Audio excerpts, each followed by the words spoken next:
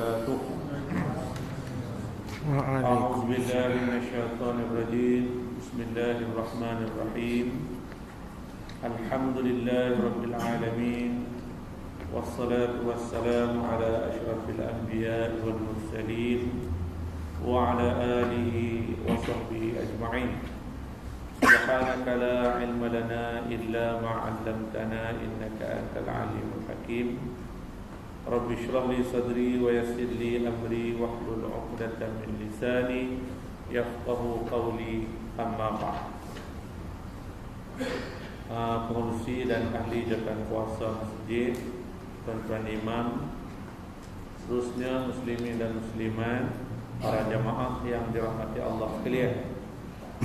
Alhamdulillah, kita rafahkan syukur setinggi-tinggi kepada Allah SWT kerana pada malam ini kita masih diberi peluang dan kesempatan untuk sama-sama kita menunaikan tanggungjawab kita kepada Allah Subhanahu wa taala. Di samping itu, kita dapatlah ruang sedikit masa untuk kita bertukar-tukar pandangan. Mungkin dalam apa yang akan kita bincangkan nanti adalah berupa nasihat, teguran, peringatan, dan mudah-mudahan itu semua dapat memberi manfaat kepada kita sebagai orang-orang yang beriman. Kerana benda-benda yang boleh membawa kita kepada kita sentiasa ingat, sentiasa berwaspada, walaupun kadang-kadang perkara-perkara itu sikit sebanyak ada menyentuh perasaan kita. Mungkin ada yang tersinggung, mungkin ada yang terasa, dan macam-macam lagi. Jadi semua itu sebenarnya membawa manfaat dan kebaikan. Kerana tak semua yang baik untuk kita itu sedap, manis, kita suka. Kadang-kadang yang baik untuk kita itu ialah pahit, tak sedap, dan kita tak suka.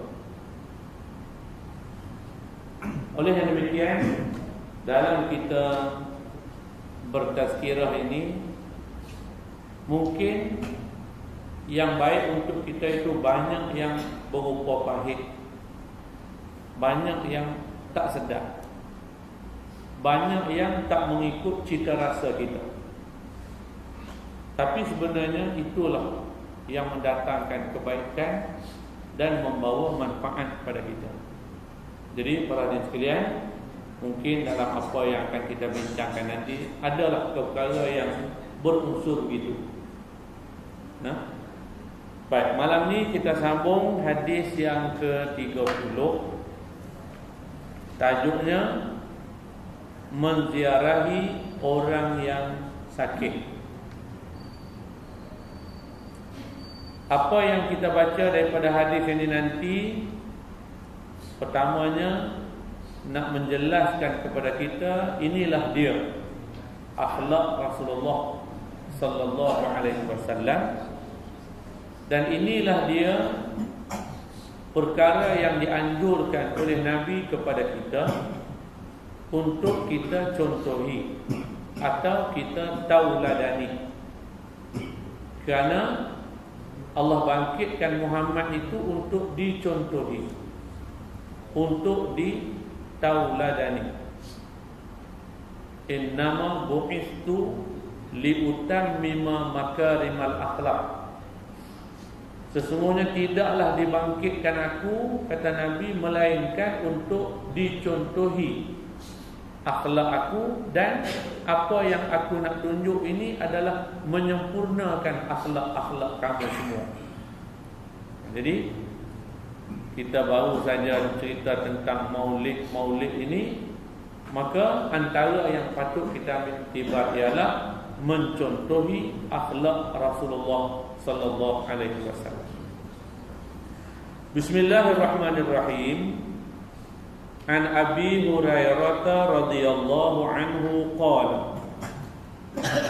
qala Rasulullah sallallahu alaihi wasallam man 'ada maridan aw zara akhan lahu fillahi nadahu munadin bi an tibta wa taba mamsyaka wa tabawwa'ta minal jannati manzila. Rawahu Tirmidzi. Daripada Abu Hurairah radhiyallahu anhu berkata, telah bersabda Rasulullah sallallahu alaihi wasallam, barang siapa mengunjungi orang sakit atau menziarahi saudaranya seagama, maka memanggil akan dia oleh malaikat, baik engkau, baik perjalanan engkau, dan sesungguhnya engkau telah menempati di dalam syurga suatu tempat yang baik. Hadis riwayat At-Tirmidzi. Baik. Memanggil engkau akan dia oleh malaikat ini, kata ulama, mendoakan. Dalam ni dia sebut memanggil engkau ni maknanya mendoakan engkau oleh malaikat. Gitu. Malaikat akan doakan orang-orang yang menziarahi orang sakit ataupun menziarahi saudara seagamanya. Apa doa malaikat pada dia? 3. Tibta, baiknya engkau, taba wa mamsyaka, dan malaikat kata baik perjalanan engkau, dan wa tabawwa'ta minal jannati manzila, untuk engkau tempat yang istimewa, iaitu syurga. Ada 3 perkara yang diseru oleh malaikat kepada orang-orang yang menziarahi orang sakit ataupun menziarahi saudara-saudara seagamanya. Gitu. Baik, keterangan. Sakit itu merupakan takdir Allah Ta'ala yang menimpa siapa yang dikehendaki.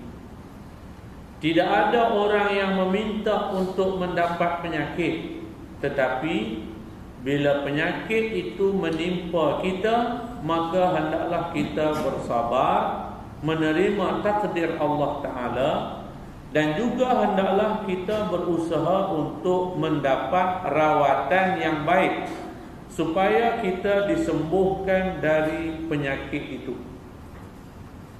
Manakala pesakit yang biasanya terbaring di atas katil, baik di rumah atau di hospital, dan dia sudah tidak dapat bergerak bebas ke sana dan kemari, maka ketika itulah ia teringat akan kaum kerabatnya dan kawan-kawannya serta kenalannya. Kalau mereka datang menziarahinya, maka dia akan merasakan bahawa dirinya dihormati dan diberikan simpati. Maka yang demikian itu akan mengurangkan bebanan perasaannya, dan selanjutnya akan mengurangkan rasa sakit yang sedang dialaminya. Tetapi seandainya tidak ada keluarga dan kawan-kawan yang datang menziarahinya, maka dia akan merasakan bahawa dirinya seakan-akan dicampakkan dalam suatu tempat buangan. Tiada simpati dan tiada kesetiaan dari mereka. Oleh kerana itu, maka ziarah orang sakit sangat digalakkan dalam agama kita, kerana yang demikian itu salah satu di antara hak pesakit yang mesti kita tunaikan untuk meringankan perasaannya dan menghiburkan kesedihannya. Wallahu a'lam. Patutnya hadis malam ni senang kita baca hak ni, lepas tu kita pakat keluar pergi hospital. Terus boleh praktikal terus yang dekat kan. Baca habis hak ni, lepas tu beri salam, pakat keluar, tak direct lagi. Direct lagi, Bang Isya mari balik. Belajar terus praktikal. Baik. Tuan-tuan perhatian sekalian, apa yang kita dapat ambil daripada hadis ini secara ringkas, inilah dia kesyumulan dan kemuliaan Islam. Islam ini bukan hanya perkara-perkara yang berbentuk besar-besar. Islam ini bukan menitik beratkan perkara yang besar-besar, perkara yang apa orang panggil, yang mana unsur-unsur yang besar-besar belaka. Tetapi Islam juga menitik beratkan persoalan-persoalan yang pada kita kecil, dan kadang-kadang pada kita ianya macam tak ada apa-apa sangatlah kepentingan. Kenapa? Orang sakit apa semua ni, ya, kalau kita nak bandingkan dari segi faedah duniawi, apa faedah orang sakit ni? Nah, baik orang sihat, orang sakit nak boleh buat apa dah. Orang satu ada orang sakit ni dia tak apa peduli, ingat dia duk cari orang sihat. Nah, sakit nak boleh buat apa? Mengundi pun kadang-kadang tak boleh. Nak kena bawa, payah. Baik cari hak sihat. Dah. Sebenarnya Islam bukan hanya menitik beratkan persoalan-persoalan yang besar-besar, tetapi pada kita mungkin kecil. Sebenarnya dalam Islam, semua perkara kecil atau besar pada kita, di sisi Islam semua ada manfaat, ada kebaikan. Kita mungkin rasa kecil, pada kita mungkin rasa macam benda ni benda yang termasuk dalam persoalan-persoalan yang remeh-temeh pada kita. Tetapi di sisi Islam tidak begitu. Contohnya lagi, orang bersin, kita dengar orang bersin.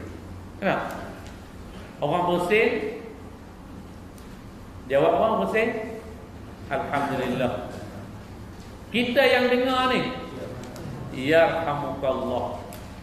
Hak bersin tu jawab balik pula, yahdina wa yahdina kumullah. Pada kita mungkin tak ada apa-apa sangat. Sebenarnya dalam Islam, apa yang disyariatkan, apa yang diajar, apa yang ditentukan, ada fadilat, ada manfaat, ada gunanya yang tersendiri. Pada kita kecil, tapi dalam Islam ada rahsia yang besar di sebaliknya.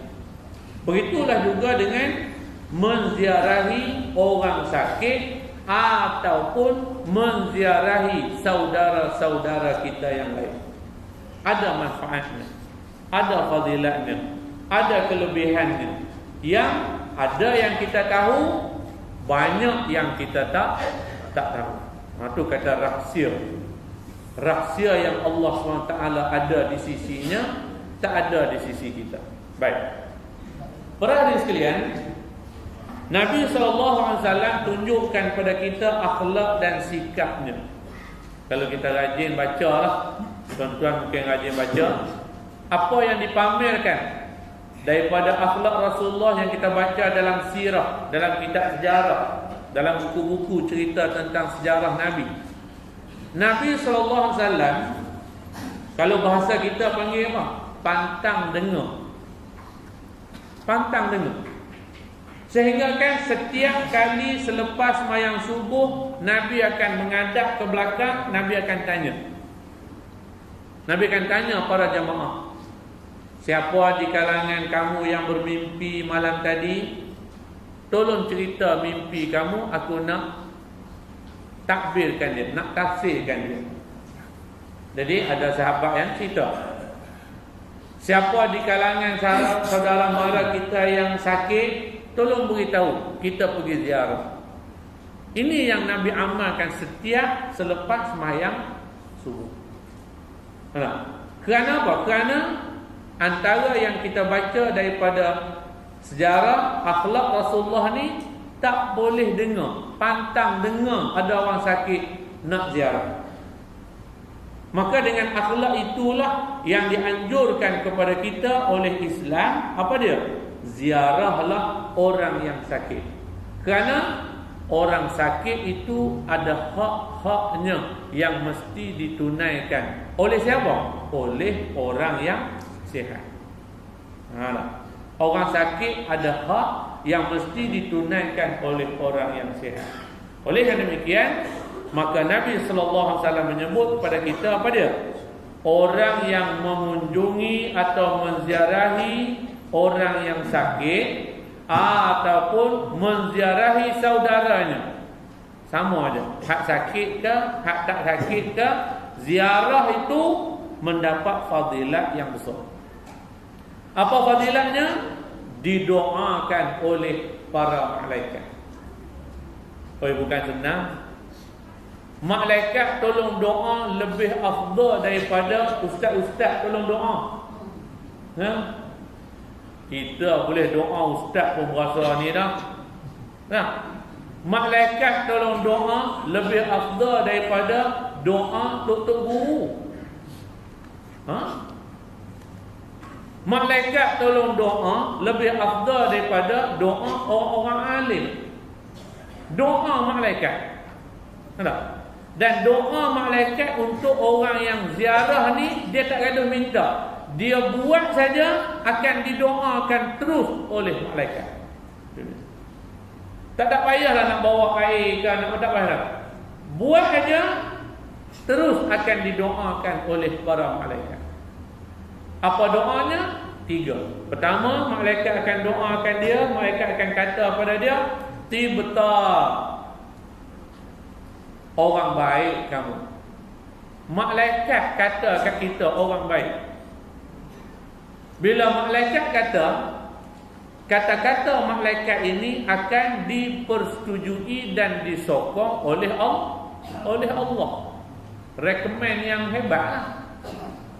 Malaikat kata baik kamu. Bila malaikat kata baik kamu, sekaligus doa malaikat ke atas kita, dan kata-kata malaikat ini akan diiyakan oleh Allah. Satu. Yang kedua, taba mamsyaka, baik perjalanan kamu, perjalanan pergi menziarah orang sakit dan perjalanan pergi menziarahi saudara. Perjalanan itu dikenali sebagai perjalanan yang baik. Perjalanan yang baik ini makna perjalanan yang dipenuhi, dihiasi dengan rahmat Allah. Dan yang ketiga, malaikat kata apa dia?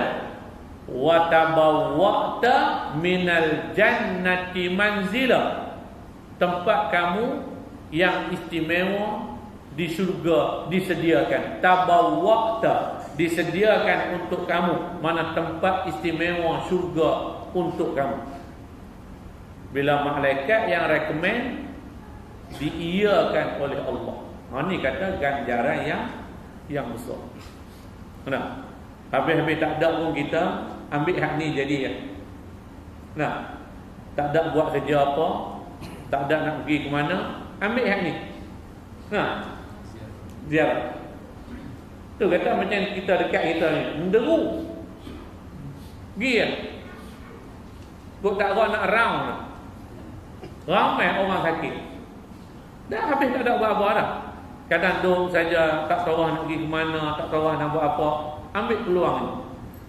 3 perkara didoakan oleh malaikat dan diiyakan oleh Allah atas apa yang disebut oleh malaikat ini, iaitu menziarahi orang sakit.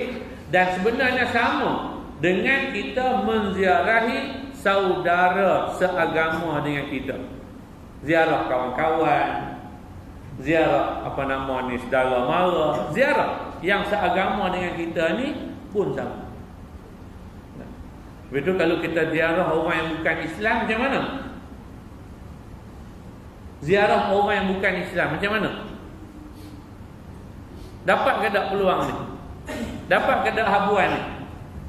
Kata ulama, kita ziarah orang bukan Islam dengan tujuan untuk kita nak memperlihatkan kecantikan Islam, dan kita nak berdakwah menyeru untuk dia menerima Islam, kita akan dapat ganjaran yang sama seperti ini. Walaupun yang kita ziarah itu orang yang bukan Islam. Ulama ambil ni daripada salam, daripada bab salam. Kan salam, kita dah faham salam ni kalau orang bukan Islam beri salam kat kita, tak boleh jawab. Tak jawab. Saya ingat lagi, cik-cik dulu mengaji, tok guru aja, kalau orang Islam ni dah Assalamualaikum, jawabnya Waalaikumsalam. Dah. Waalaikumsalam tu mana? Atas kamu mampu. Mampu atas kamu. Adapun binasa atas kamu.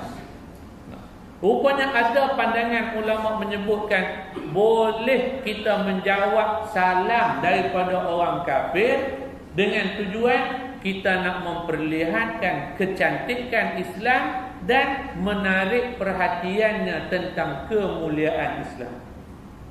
Apatah lagi dalam situasi hari ini yang orang-orang bukan Islam ni dah mula nampak kebaikan Islam itu. Orang-orang bukan Islam ni dah mula nampak. Pasal apa? Sebab hijab yang menghalang dia melihat kemuliaan Islam, keadilan Islam itu mula pecah, mula roboh. Sebab dinding-dinding hijab itu telah dibina satu ketika dahulu, dibina terhadap orang bukan Islam daripada melihat Islam itu baik, Islam itu hebat, Islam itu mulia, Islam itu bagus. Tapi hijab dinding itu sekarang dah mula pecah. Bila mula pecah hari ini, orang-orang bukan Islam mula dapat melihat dan mula rasa tertarik. Maka dalam situasi begini, lebih-lebih lagi lah kita kena pamerkan kemuliaan Islam itu, dan kita kena ada usaha untuk menarik mereka bersama-sama dengan kita. Sebab tu atas konsep itulah maka kata ulama, kita menziarahi orang bukan Islam pun, kita ziarah orang bukan Islam pun, kita ziarah orang sakit walaupun dia bukan Islam, kita akan dapat fadilat seperti ini dengan tujuan kita nak mempamerkan kemuliaan, keistimewaan Islam, dan juga dalam kita nak selit di situ ialah dakwah. Dakwah ni iaitu seruan kepadanya untuk menerima Islam. Kadang-kadang lah ni kita ziarah orang bukan Islam ni, kadang-kadang dia pula bagi air tawar terus belum doa. Saya di rumah banyak kali lah. Bagi cawan, bagi botol ni, tolong doa. Itu dia. Satu ketika dulu benda-benda begini ni dia agak sensitif. Ya, pasal apa? Sebab situasi masa tu. Yang pertama, situasi masa tu payah ada lah orang bukan Islam yang nak. Tapi sekarang ni tak. Mari minta. Ada sahabat saya, mereka pergi rombongan bagi bantuan pada satu, macam bukan kampung lah, satu kawasan estate, tapi mana dalam rumah daerah tu Hindu belakang. Pergi bagi bantuan. Tu buat dia lah, salah seorang yang pergi rombongan tu, dia ni apa, hospital ni, bukan doktor, apa, bawah sikit tu, HA. Lah, dia pun nak bagi khidmat juga, bagi cek darah apa semua gitu gini, sampai tu belilah ubat-ubat sikit bagi. Selesai semua, ada satu keluarga ni dia bawa anak dia tak dukung, bawa bini dia pun mari minta ustaz tolong doa. Tolong doa. Mula-mula sekali dia suruh tolong doa kat bini dia, Hindu. Bini dia dah sekali, dia dah, ustaz tolong doa sama saya punya bini. Lepas tu yang kawan ni pun tanya, nak doa apa? Dia pun mai bisik dekat, tolong doa sama saya punya bini. Dia punya mulut banyak bising. Dia pada tolong doa, mulut dia tu kasih diam sikit. Mulut dia banyak bising. Banyak bising. Bisik doa bini dia, pasal dia punya bini ni mulut banyak bising. Sikit punya hal pun dia banyak bising. Kasih pelan sikit dia punya mulut. Kawan saya pun bila dah gitu, mari dia pun holok kepala tu. Dia suruh bini dia suar kepala. Suar kepala. Apalah baca Fatihah, tiuplah kepala tu. Lepas tu anak pula mari kasih, tolong doa saya punya anak supaya nanti bila besar boleh jadi macam ustaz. Dia suruh doa ke anak dia akan dukung tu, nanti bila besar boleh jadi macam ustaz. Orang Melayu tak ada yang ini ni. Orang Melayu mana ada anak jadi ustaz anak dia? Mana ada nak ajar anak jadi ustaz, nak ajar anak jadi penyanyi. Nak ajar anak jadi semua ni dah dia bawa anak dukung, suruh tolong doa nanti anak ni besar mau jadi macam ustaz. Tu kata dulu nak cari benda-benda macam ni tak jumpa lah dulu. Tu kata bila suasana dah berubah, bila situasi dah berubah, sebenarnya pendekatan Islam ni pun dia kena berubah. Sebab tu kata ulama, boleh kita menjawab salam daripada orang kafir, dan juga boleh kita memberi salam kepada mereka dengan tujuan nak memperlihatkan kemuliaan Islam, sekaligus kita nak tarik perhatian mereka untuk masuk Islam. Mana lagi sampai situ ni? Baik. Balik. Jadi kita akan dapat habuan yang sama seperti mana yang didoakan oleh para malaikat pada kita. 3 perkara tadi. Tibta, taba mamsyaka, wa tabawwa'ta minal jannati manzila. Boleh ingat ni 3 ni. Apa 3 seruan malaikat untuk kita bila kita pergi ziarah orang sakit atau ziarah saudara mara kita? Tibta. 1. Baik kamu, ataupun kamu jadi baik, kamu orang baik. Nak apa lagi? Malaikat puji kita. Orang puji ni mungkinlah ada. Orang ni kadang dia puji ada tu. Adalah niat dia, adalah dia nak apa tu. Nak minta tolong sign 500 ke apa ke, ada tu. Orang puji, ni malaikat puji. Malaikat puji ni tak ada niat-niat hak sebaliknya. Malaikat pujian itu adalah doa baik kamu. Yang kedua, taba mamsyaka, perjalanan kamu ni perjalanan yang baik. Satu, perjalanan pergi menziarah orang sakit, perjalanan pergi menziarah saudara mara kita, perjalanan yang diberkati oleh Allah. Dan yang 3, wa tabawwa'ta minal jannati manzila, disediakan tempat tinggal kamu di dalam syurga. Tempat tinggal dalam syurga ni kita kena bayangkan sebuah istana yang maha hebat. Tak ada rumah tinggal, tak ada dalam syurga. Rumah teres apa semua, rumah flat tak ada dalam syurga. Dalam syurga ni tiap-tiap orang istana. Istana yang luasnya istana yang Allah sediakan pada tiap-tiap orang dalam syurga ni. Ada orang satu tu kira paling sikit je tu 7, 8, 100, 1000, banyak. Satu tu pernah ada kisah ni. Seekor burung, dia terbang nak tunjuk kata luasnya istana yang dibina oleh Allah untuk ahli syurga ni. Dia terbang daripada dinding ni nak menuju kepada dinding sebelah lagi tu. Terbang, berhenti beberapa kali, sehingga burung ni tanya pada malaikat, aku dah sampai ke penghujungnya. Malaikat kata, separuh pun belum lagi. Ni dia kata, bila disediakan tempat dalam syurga ni, istana hebatlah Allah sediakan untuk kita. Dia ceramah budak-budak sekolah cerita tentang syurga ni. Dinding buat daripada emas, perak, pintu daripada intan, belian, lantai daripada emas, perak. Ada budak tanya, jamban. Jamban buat pada emas ke? Mana ada jamban? Syurga tak ada, jamban-jamban tak ada. Dalam syurga mana ada jamban-jamban, tandas-tandas tak ada. Semua yang busuk-busuk, yang kotor-kotor, dalam syurga tak ada. Sudah, dia boleh tanya tu, jamban buat pada. Pasal pada kita kalau jamban tu buat daripada emas tu kira mewah benar lah. Tak ada. Dalam syurga jamban tak ada, tandas tak ada, tempat buang air kecil, tempat tak ada. Pasal apa? Sebab semua yang kotor-kotor, yang busuk-busuk dalam syurga tak ada. Habis tu hak kita duk makan apa semua ni tak jadi najis. Tak jadi najis dah. Tak jadi najis. Kita makanlah banyak mana kita nak makan, kita minumlah banyak mana nak minum, dia tak akan jadi najis, dia tak akan jadi kotor dah. Semua tu akan diproses, dia akan keluar jadi peluh, dan peluh yang keluar tu adalah wangian yang sangat wangi, wangian syurga. Oh no, dengar gini. Oh no. Boleh dapat. Pasal apa? Sebab didoakan oleh malaikat melalui usaha kita menziarahi orang sakit.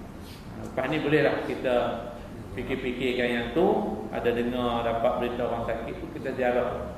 Nah, cumanya ziarah orang sakit ni kadang-kadang tu yang kadang-kadang dah ziarah orang sakit ni dibawa macam-macam makanan.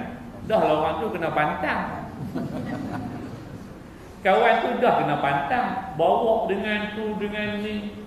Nah, siap kawan. Bukan kata salah bawa lah, bukan bagi ke dia, bagi ke hak sihat. Hak sihat ni tukang berhabis. Nah, boleh. Tapi cuba kita bawa satu benda yang boleh memberi manfaat kepada orang yang sakit. Fikir-fikirkan. Bawa buku-buku. Nah, belilah buku-buku atau majalah-majalah yang berbentuk agama, buku-buku agama yang boleh beri manfaat pada dia. Kita orang Melayu ni biasanya gitu lah, makan minum lah biasanya, buah-buah gitulah. Nah, kadang-kadang dia ni tak boleh makan. Bawa yang beri manfaat, buah, tasbih. Beli hak mahal kita beri kat dia, tasbih. Mudah-mudahan dia berzikir. Nah, piah putih. Nah, dia bawa piah hitam, piah putih, sejadah. Benda tu boleh beri manfaat pada dia. Setidaknya mengingatkan dia kepada Allah Subhanahu wa taala. Baik. Sakit merupakan takdir Allah Taala yang menimpa siapa yang dikehendaki. Sebab itulah sakit ini kita memang agama mengajar kita supaya kita menjaga kesihatan. Jagakan riyadhah. Ada al-aqlus salim minal jismis salim. Ada akal yang sihat datangnya daripada tubuh badan yang sihat atau cergas. Ini merupakan satu dorongan supaya kita memelihara kesihatan. Memang agama pun mementingkan kita menjaga kesihatan. Namun begitu, sakit merupakan satu takdir Allah. Nah, sebab itulah orang jaga exercise-nya, makannya, jaga. Tak mustahil dan boleh Allah takdirkan sakit atas dia. Boleh? Jaga elok. Dia kata jam. Lah semalam duk jogging dengan aku. Semalam jogging, hari ni jam. Tarik kaki tangan lah. Padahal jaga ni, minum orang lain minum teh tarik, kopi radin apa semua. Dia air masak. Punya jaganya jam. Padahal apa? Ini kata sakit itu merupakan takdir Allah yang boleh menimpa atas sesiapa saja. Siapa-siapa pun boleh kena takdir Allah. Ada sakit ini Allah timpakan atas kita kerana apa? Kerana kita tak jaga kesihatan. Ada setengah pula dia kata, dia kata aku pantang ke? Pantang lalu. Pantang jumpa. Tapi dia kata steady. Ada hak belagak gitu pun ada. Ada, laga. Oh, dia kata. Jadi macam aku senang. Apa pun aku makan, tak usah duk kira pantang-pantang apa kan. Hak pantang pun sakit, aku hak pantang ni okey lah. Alah, tak apalah hang tak kena lagi. Maknanya begini. Ada sakit ni boleh ditimpa atas kita ni kerana kita tak jaga. Mungkin makan minum kita tak jaga mana. Dan kalau jaga sekalipun bukanlah satu jaminan mutlak bahawa kita tak akan kena sakit. Sebab apa? Sebab kita jaga kesihatan. Tidak. Tak boleh begitu. Mungkin boleh berlaku sakit ni kerana kita tak jaga, makan minum kita tak jaga sebagainya. Ya. Dan kadang-kadang sakit ni boleh berlaku sebagai satu takdir Allah Subhanahu wa taala yang juga disebut sebagai ujian. Nah, kita orang Melayu ni, orang Islam ni, kadang-kadang kita bila kata satu benda tu nak bagi sedap hati kita, nak macam mana ujian. Tak? Macam mana ujian? Ada bila sebut ujian tu berasa lapang sikit dah. Macam mana ni ujian ni? Orang tak kata, dia kata sendiri. Nah, nak macam mana ujian no? Ujian betul tak? Tanya orang. Gambar tu nak sedap hati sendiri. Tak apa, mungkin ia ujian. Satu Sayyidina Ali pernah tanya, Nabi pernah ditanya, Sayyidina Ali tanya, "Ya Rasulullah, apa beza antara ujian dan bala?" Sayyidina Ali pernah tanya Nabi, "Ya Rasulullah, apa beza antara ujian satu, bala satu?" Ujian ni maknanya satu benda. Kadang-kadang kita tak boleh kena ni. Sakit boleh jadi ujian, boleh jadi bala. Sama juga yang lain-lain pun. Sehat pun boleh jadi ujian, boleh jadi bala. Kaya boleh jadi ujian, boleh jadi bala. Miskin boleh jadi ujian, boleh jadi bala. Jadi apa nak beza macam mana antara ujian dan bala? Sayyidina Ali tanya Nabi, "Ya Rasulullah, macam mana nak beza? Apa beza antara ujian dan bala?" Kita ambil sakit contohnya. Macam mana nak tahu yang sakit itu ujian daripada Allah atau bala daripada Allah? Macam mana nak tahu? Pasal dia bukan mari beritahu. Okey, simpulan sedia lah. Ni ujian untuk Tuan ingat, ni bala ni. Dia bukan nak cerita gitu. Tapi kita sendirilah nak tahu apa dia ujian, apa dia bala. Macam mana kita nak terima benda ni? Nabi jawab pada Sayyidina Ali, sesuatu itu akan jadi ujian daripada Allah sekiranya ia membawa kita dekat pada Allah. Contoh kita ambil dari sakit. Sakit itu jadi ujian Allah sekiranya sakit yang ditimpakan ke atas kita membawa kita dekat pada Allah. Maka sakit itu sebenarnya ujian daripada Allah. Dengan sakit yang kita terima, kita dekat diri dengan Allah. Maka sakit ini dipanggil ujian. Sakit ini jadi bala daripada Allah.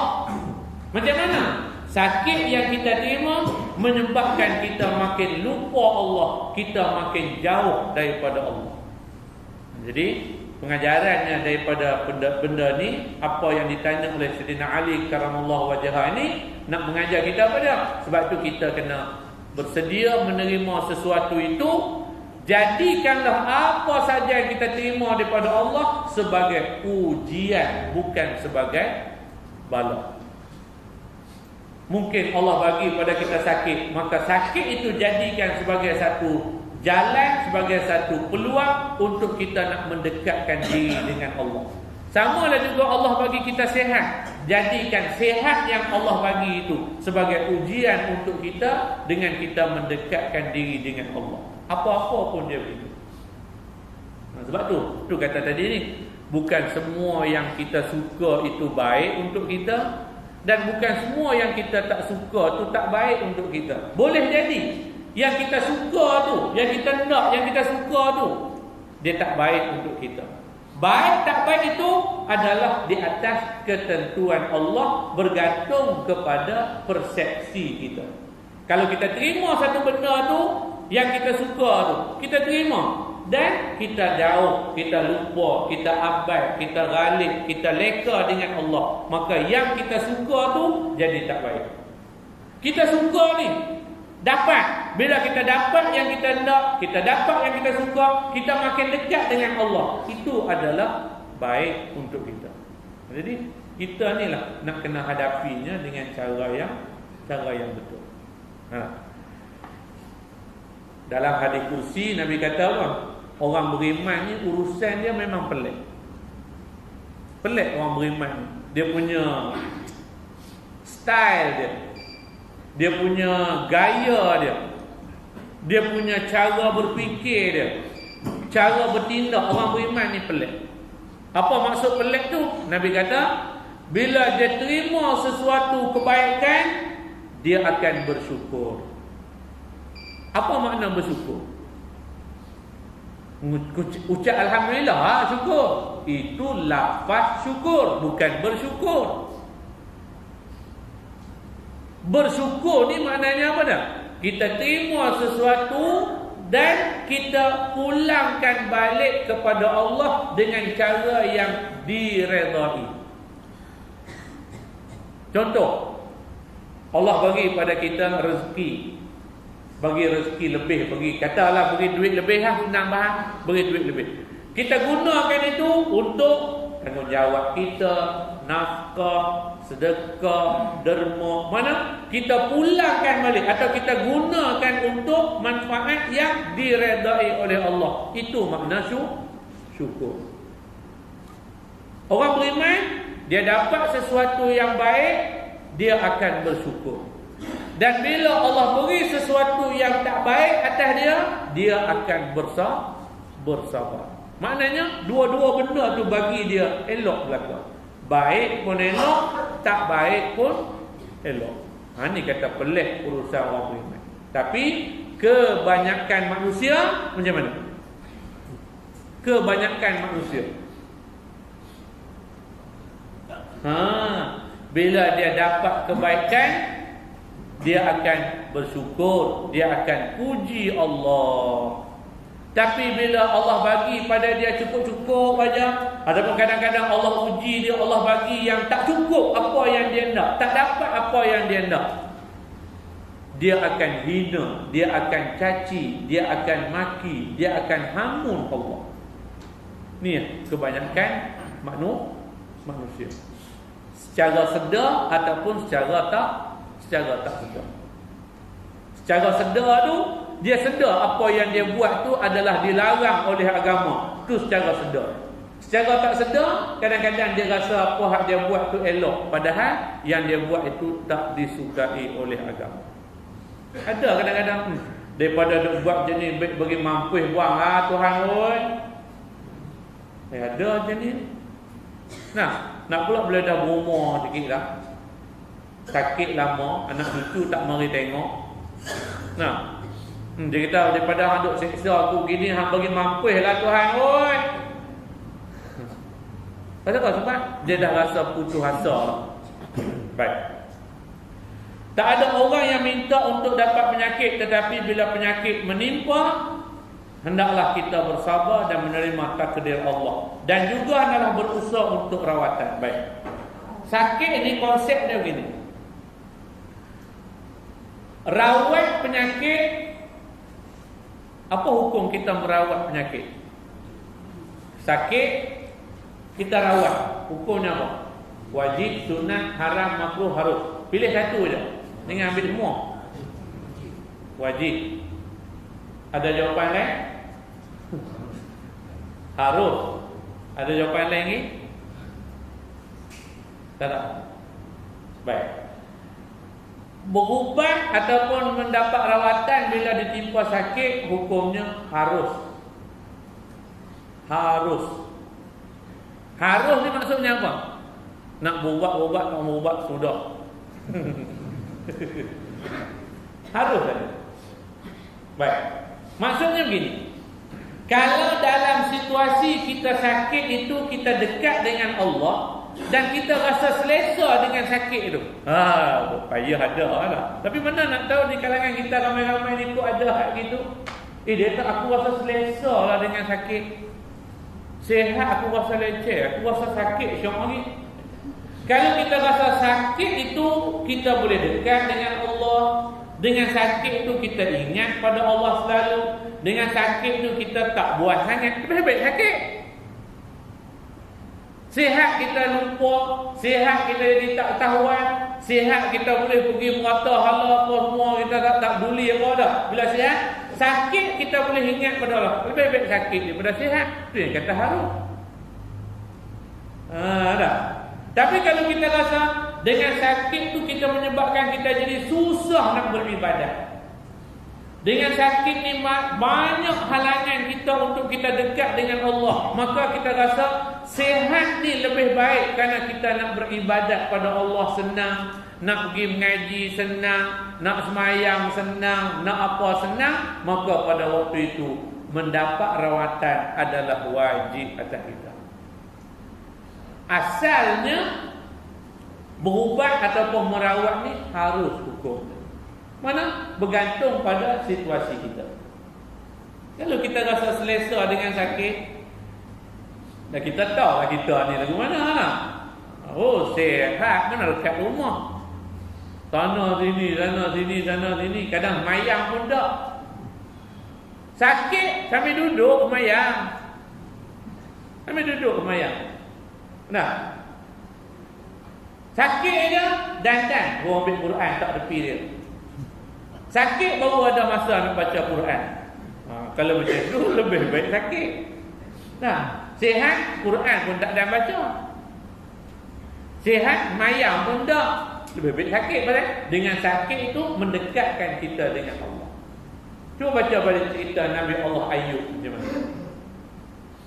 Baca cerita Nabi Allah Ayub. Secara ringkasnya Nabi Allah Ayub ni dia lebih selesa dengan sakit dah. Itu kata asalnya harus. Pasal dengan sakit itu menyebabkan Nabi Allah Ayub ni akan ingat pada Allah. Pasal tu dia lebih selesa dengan sakit dia. Bini dia tak tahan.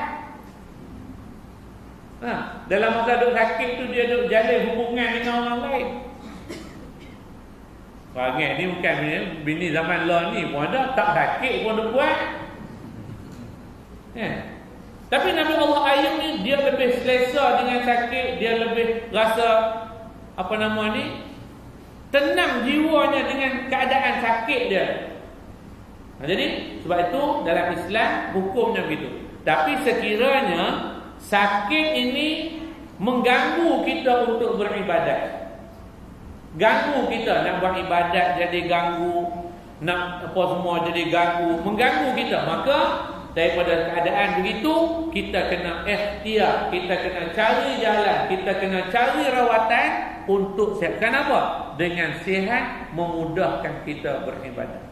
Pasal itulah kita berdoa selalu. Di samping kita mendapat rawatan, kita berubat, kita doa, ya Allah ya Tuhanku, sembuhkanlah penyakit yang sedang aku alami ni ya Allah, supaya senang aku beribadat kepadamu. Jangan lupa aku. Buat pengakuan secara terbuka pada Allah. Ya Allah, sembuhkanlah apa yang aku alami ni ya Allah, sembuhkanlah penyakit, senang aku nak beribadat padamu. Aku tu jangan lupa. Jangan minta sembuh saja, tapi sebut lagi supaya senang aku beribadat kepadamu. Jadi bila dah sembuh kan, kita akan ingat balik hak kita minta ni. Bukan nak minta sembuh saja dah, supaya kita senang beribadat kepada Allah. Sama juga kalau orang mari minta tolong dengan kita, kadang-kadang lah, tolong sikit doa lah ni, anak ni. Sama juga. Baca Fatihah ke apa semua, doa, ya Allah, sembuhkanlah penyakit budak ni supaya senang mak ayah dia nak buat ibadat. Kaitkan kesembuhan itu dengan ibadat. Nah, sembuhlah penyakit anak ni ya Allah. Pasal apa? Duk teriak, duk sakit macam ni ganggu mak dia nak buat ibadat, ayah buat ibadat payah, supaya senang mereka beribadat. Kalau nak bagi sedap lagi, bagi mak ayah tu dengar. Doa gitu tu biar mak dengan ayah dia tu dengar. Nah, ada budak-budak teriak dah. Bila budak-budak teriak ni duk cari pak lebay, pak haji lah. Doa kan ni. Anak ni bersepak dah teriak daripada malam tadi sampai ke siang. Boleh baca bismillah, baca Fatihah je sambil tu doa, ya Allah, sembuhlah penyakit apa-apa penyakit atas budak ni, ya Allah, atas anak ni supaya senang mak ayah dia nak buat ibadat. Sekaligus mak ayah dia berfikir ke. Kan? Kadang-kadang tu nak minta sembuh anak dia, yang mak ayah tu beri mak ayah tu dengar. Okey. Jadi bila dah sakit, kita buat rawatan, kita sabar, dan kita buat rawatan, kita usaha untuk sembuh daripada penyakit. Okay, asal hukumnya harus saja. Tapi kalau sampai ke peringkat dengan sakit itu menghalang, maka kita kena ikhtiar. Ikhtiar saja merupakan tanggungjawab kita. Menyembuhkan penyakit itu bukan bidang kuasa makhluk, itu semua adalah bidang kuasa Allah. Yakin Allah menyembuhkan sakit termasuk dalam tauhid rububiyah ke tauhid uluhiyah? Awak buat tanya banyak malam ni lah. Yakin Allah yang menyembuhkan penyakit tauhid uluhiyah ke tauhid rububiyah? Tak apa, jawab salah tak apa, mengaji dapat pahala. Jawab salah tak apa. Rububiyah ke uluhiyah? Uluhiyah. Sebab tu kalau salah konsep ni jadi kafir kita. Pasal termasuk tauhid uluhiyah. Tauhid uluhiyah kalau tak ada atas kita, na'udzubillah min zalik, jadi kafir kita. Tauhid uluhiyah ni wajib ada atas kita semua ni.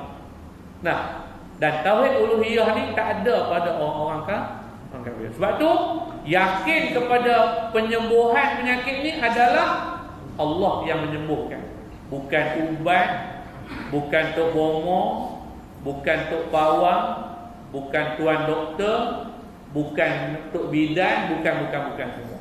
Ini semua adalah jalan ikhtiar. Yang menyembuhkan hanyalah Allah. Kenapa? Kadang-kadang ada orang ni dia berlapis lah. Dia kata kami pun tahu. Nah, bukan benda ni yang menyembuh Allah, tapi kami nak guna aja. Kadang dalam beradab tu pun kena hati-hati. Ada benda yang dilarang juga. Nah, ini pasal apa yang duk berjamu-berjamu ni buat makan duk hantar lah ni? Tahu yang bagi sembuh ni Allah, ni cuma ikhtiar. Kadang dia jual nama ikhtiar tu. Dia jual nama ikhtiar. Pasal itulah dalam ikhtiar ni pun dia masih ada undang-undang. Ada undang-undang. Dalam kita nak berikhtiar ni masih ada undang-undang, masih ada peraturan yang kita kena jaga. Sebab tu jalan yang syirik tak boleh. Tukang-tukang sihir tak boleh. Nah, berjumpa minta tolong daripada tukang sihir. Nah, minta tolong berubat dengan tukang, minta tolong tu pun dah jadi syirik pada Allah. Cuma kadang-kadang kita orang Melayu ni dia berlapis dengan ikhtiar. Ikhtiar tak apa. Kita pun bukan duk percaya sangat kat dia ni. Mulut tu gitu, tapi cuba perhati elok. Tak, kita pun ikhtiar kan kaya ke dia. Oh, asal kata ikhtiar semua boleh, asal kata ikhtiar. Ya. Ada seorang hamba Allah. Dia ni penyakit tak boleh tidur. Menguat. Saya pun pelik. Menguat tapi tak boleh tidur. Tengok dia tak percaya. Cerita dia tak boleh tidur tu makan masa 2 bulan dekat 3 bulan dah tu. Memang tak percaya. Pasal kita tak sembang mana tu. Wah. Sakit. Tapi memang dia tak boleh tidur. Tak tidur. Walaupun dia tidur tu memang tak lena. Puas lah dia tak minta air lalas sekali. Ni kata ni. Siapa tu bawa dia pergi kuih Hindu. pergi kuih Hindu. Nak jadi cerita tu balik-balik malam tu dia lena sampai siang. Apa dia kata?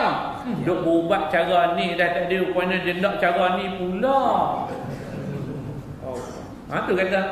Kata kami tanya, salah. Dia kata ikhtiar Allah yang bagi. Belapik itu. Tapi sebenarnya tak betul. Sebab itu dalam berikhtiar tu pun ada peraturan, ada undang-undang. Walaupun nama ikhtiar, bukan kata ikhtiar ni dia lulus semua. Asal kata ikhtiar boleh semua. Tak. Ikhtiar pun kita kena jaga juga. Ikhtiar ni salah ke, boleh ke, tak boleh ke, kita kena jaga. Kenapa? Takut ikhtiar itu pun sudah jatuh jadi syirik. Bukan kata percaya tu saja syirik dah. Ikhtiar tu pun boleh jadi syirik kalau caranya tak betul. Kena jaga ya. Macam cerita orang nak dapat anak lah ni. Nak dapat anak lah. Kan lah ni ada teknologi moden ni, dia panggil apa nama ni? Masuk mani apa semua tu. Mandi yang berhadas ke apa? Saya pun tak tahu macam mana boleh jadi mandi yang berhadas. Tak, masuk benih itu ambil, buat masuk dalam ni. Ni kan. Dia akhirnya dia mengandung gitu. Teknologi. Bukan kata asal kata ikhtiar boleh semua, ada. Tetap juga ada peraturan, ada undang-undang yang kena patuhi. Pertama, mani itu tak boleh masuk mani sebarangan orang, mesti mani suami. Kalau mani orang lain buh di situ, maka anak yang dikandung tu tarafnya ialah anak zina. Pasal seorang perempuan dia hanya boleh mengandungkan benih suaminya saja. Benih orang lain mana boleh. Dia bukan tak zina. Memang dia tak zina, tapi taraf anak tu namanya anak zina. Memang dia tak zina. Tu kata kena jaga. Yang kedua, dalam hukum fiqh kena jaga juga. Air mani yang dikeluarkan tu, keluar air mani suami tu, dia benda ni dia sebut dia jadi lucuh sikit dah. Tapi benda hukum tu apa salahnya cerita ya. Pasal yang ni maknanya mani tu kena keluarkan di luar, nanti tembak masuk dalam apa nama ni, saya pun tak reti istilah ada lah, tapi tuan-tuan faham lah. Buh dalam tu. Dalam hukum fiqh, mani suami yang keluar di luar tu keluar dengan cara macam mana? Dia tak boleh guna alat, dia mesti mengguna anggota isteri. Tu kata walaupun ikhtiar tapi dia ada undang-undang, mesti isteri dia kena keluarkan mani suami walaupun keluar di luar. Dia tak boleh guna alat. Ni dalam hukum fiqh. Mesti anggota isteri. Mana mesti isteri yang kena keluarkan mani suami itu, mani itulah boleh masuk. Tak boleh guna cara lain dan tak boleh guna alat. Orang lain tak boleh tolong buat keluar. Ini hukum fiqh. Pasal itu dia ada undang-undang, ada. Asal kata ikhtiar, bukan semua kata ikhtiar boleh, dia ada peraturan, ada undang-undang. Macam itulah kita berubat sakit ni pun begitu. Dah. Yang risau lagi apa dia? Dah lah sakit. Tiba-tiba kita berikhtiar dengan cara yang syirik pada Allah. Dua kena.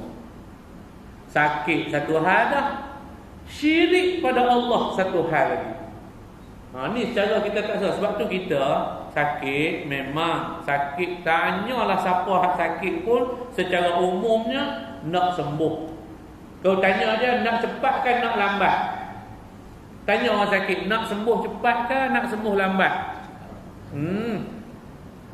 Semua kata mesti nak cepat ni. Hak cepat dah tu tanya, ada cepat lagi tak? Memang gitulah. Walaupun gitu, kita kena ingat, hak sakit ni kena ingat, dan yang sihat ni kena tolong ingatkan kepada yang sakit tu supaya memang nak tapi tetap kena jaga. Jangan kerana sakit kita tu nak sembuh, kita melakukan perkara-perkara yang syirik. Minta maaf cakap lah, sekarang ni benda-benda kaedah-kaedah yang boleh jadi syirik ni banyak sangat. Banyak. Minta maaf cakap anak, tuan-tuan, kalau kita rujuk apa yang disebut oleh Profesor Dr. Harundin, dia kata kaedah-kaedah yang bawa kepada syirik sekarang ni banyak sangat. Antaranya itu hak jenis batin-batin apa semua. Kena jaga baik-baik. Pasal apa? Takut kita terjerumus ke lembah syirik. Na'udzubillah min dzalik. Syirik dosa yang tak diampunkan. Makna tu saya ingat tuan-tuan dah faham dah. Apa makna dosa tak diampunkan syirik itu? Ni jaga. Baik. Akhir sekali, kenapa Islam menggalakkan kita menziarahi orang sakit? Galakkan kenapa? Karena dengan berziarah itu, pertama, faedah untuk kita. Faedah untuk kita tiga tadi ni. Tibta taba mamsyaka tabawwaqta minal jannati manzila. Ni tiga faedah untuk kita. Seterusnya ziarah ini mendatangkan faedah juga kepada pesakit, orang sakit. Pasal apa? Secara motivasi ni, bila orang mari ziarahnya, terutamanya kawan-kawan, saudara mara, adik-beradik, orang-orang ni, bila mari ziarahnya itu, ziarah, bertanya khabar, tengok dia apa semua tu, sedikit sebanyak, bukan sikit, tapi sebenarnya banyak membantu dia menyembuhkan penyakit yang dia alami. Sebab dari segi teorinya, sakit kita ni dia duduk di mana? Duduk di perasaan. Sakit ni banyak duduk di perasaan. Ya. Bila perasaan tu terubat, maknanya sakit yang dialami pun terubat. Cuma bila kawan tu balik, dia sakit pula lah. Masa kawan tu ziarah tu tengok macam sihat. Pasal perasaannya tu, bila perasaannya terubat, maka otomatik sakitnya pun lega. Pusing belakang balik dia. Tak bunyi pula. Pasal masa tu perasaannya tak terubat. Ni kata ziarah ni kita membantu proses penyembuhan kepada orang yang sakit. Sebab sakit ni dia duduk di perasaan. Sebab tu orang kalau dah tak ada perasaan, dia bukan sakit lah. Pasal sakit duduk di perasaan. Dah tak ada perasaan, tak sakit. Kenapa Islam mendatangkan kaedah hukuman qisas pancung kepala? Orang buat kajian. Kenapa dia suruh pancung? Qisas dia suruh pancung kepala pasal apa? Pasal dia tak sempat nak rasa sakit tu. Sakit tu rasa di kepala. Bila dah kepala dah cabut, nak rasa sakitnya mana? Tak sakit ya. Maksud tu kaedah qisas ni dia pancung kepala. Pancung. Tentu kena guna pedang yang tajam. Pancung. Pasal dia tak sempat nak rasa sakit itu. Sakit tu duduk di kepala. Kepala dah ada dah sakit kuat. Tak saya tanya.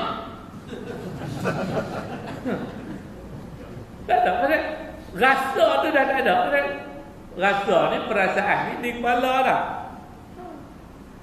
Diceritakan oleh lidah. Lidah tak boleh cerita, kadang-kadang dipamerkan melalui mata dia, melalui air muka dia. Hak tu tak ada dah, jadi tak sakit lah. Sungguh kan tak sakit, tak tahu. Itu kaedah Islam ni kaedah yang sempurna. Ya, yang buat undang-undang ni Allah Ta'ala. Dia yang buat orang, dia tahu lah macam mana. Manusia pula yang pandai-pandai. Tak sesuai lah, tak apa lah. Baik. Yang pertama tadi, ziarah sakit faedah untuk kita sendiri sebagai orang yang berziarah. Yang kedua, faedah kepada orang yang sakit itu sendiri. Dengan kita berziarah, sedikit sebanyak akan mengurangkan bebanan sakit yang dia rasa. Dan yang ketiga, dengan amalan ziarah menziarahi ini sebenarnya dapat menjadikan masyarakat ni lebih harmoni.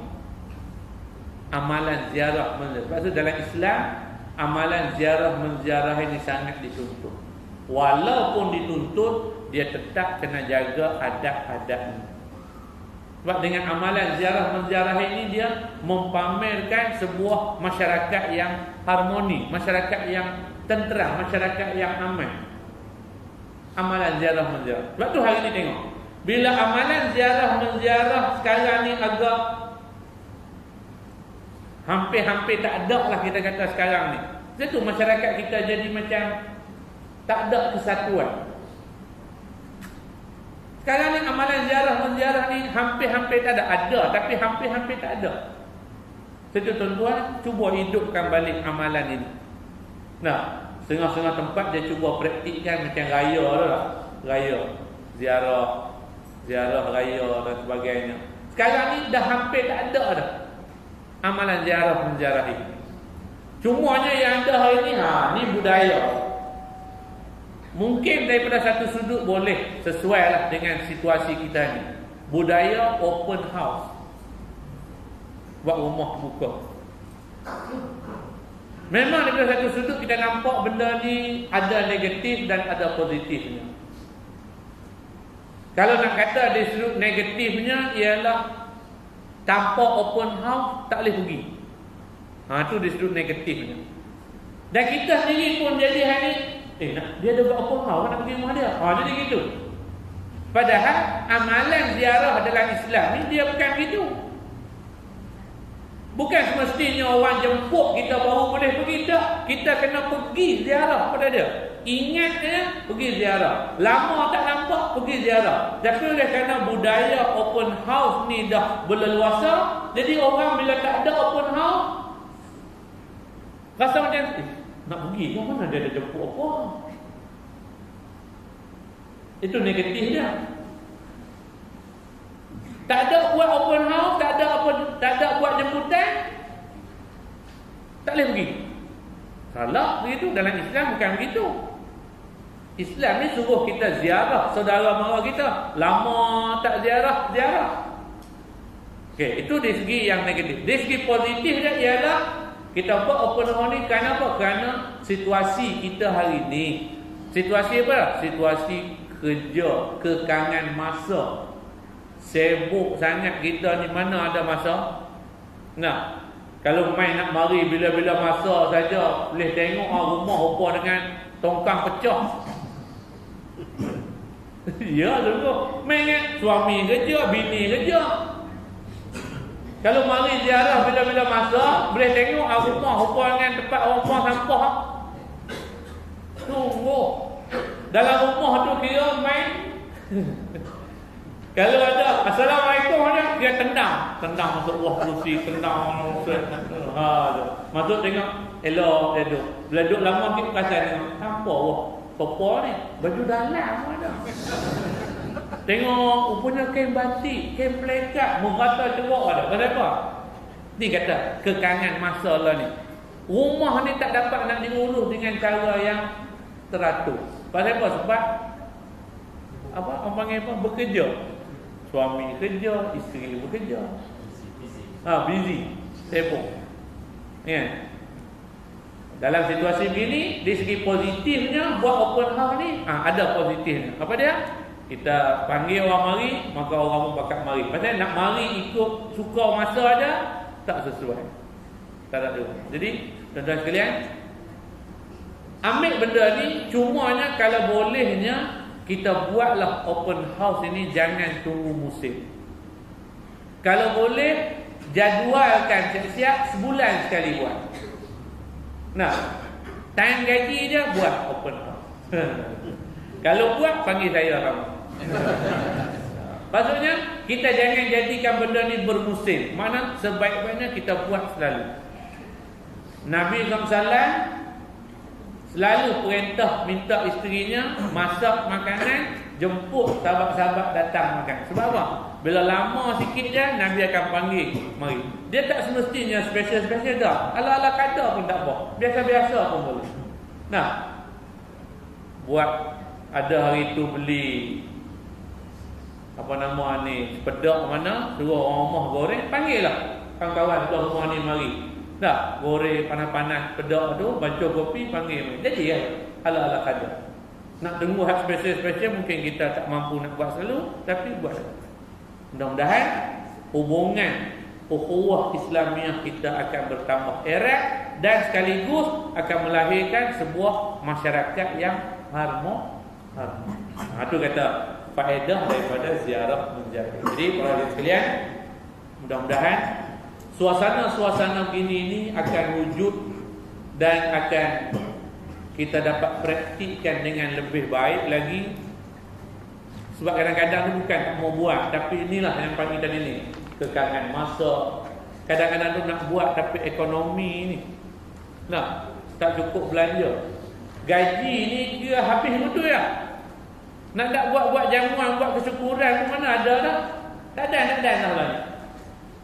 Gaji tapi tak ada. Pasal apa? Sebab hari ni kita kekangan di segi tu, di segi ekonominya apa semua ni kan. Nak harap bantuan pun kan semua orang boleh dapat kan. Tapi tak apa tuan-tuan, kita harapkan akan berlaku satu perubahan yang besar dalam masyarakat kita. Kenapa? Kerana bila kita dapat sebuah kerajaan yang baik, dia memikirkan semua benda-benda yang kita bincangkan. Tapi tuan-tuan kena weh kita sama. Jadi saya kata dulu untuk malam ni, insya-Allah kita sambung lagi pada masa. A'udzubillahi minasyaitonir rajim. Bismillahirrahmanirrahim. Alhamdulillah wassalatu wassalamu ala Rasulillah wa ala alihi wa sahbihi wa man wala. Allahumma 'allimna minhu ma jahilna wa dhakkirna minhu ma nasina waj'alna minadh dhakirin wa la taj'alna minal ghafilin. Allahumma inna naj'aluka fi nuhuri a'da'ina wa na'udzu bika min shururihim. Allahumma baddil syamlahum wa farrij jam'ahum wa saddid kalimatahum wa zalzil aqdamahum wa sallit 'alaihim qalban min kilabih ya qahhar ya jabbar ya muntaqim ya Allah. Allahumma ya munzil al-kitab wa ya mujri as-sahab wa ya hazim al-ahzab ihzimhum wansurna 'alaihim ihzimhum wansurna 'alaihim ihzimhum wansurna 'alaihim. Allahumma ansur al-islam wal muslimin wa azil ash-shirka wal musyrikin wal kufra wal kafirin wan nifaqa wal munafiqin wal zulma wal zalimin وانصرنا على هؤلاء الذين يودعنا ويصدوننا عن سبيل الله. ربنا آتنا في الدنيا حسنة وفي الآخرة حسنة وقنا عذاب النار. وصلى الله وسلم عليه والحمد لله رب العالمين.